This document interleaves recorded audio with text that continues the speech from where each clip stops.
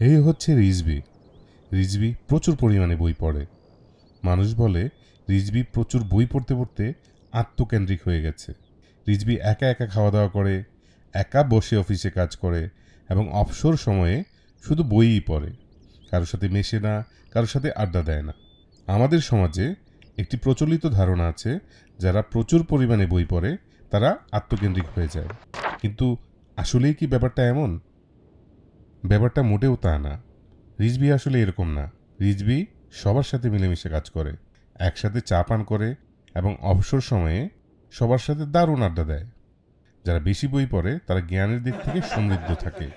তারা সহজেই বুঝতে পারে কোথায় কথা বলতে হবে আর কোথায় চুপ থাকতে হবে।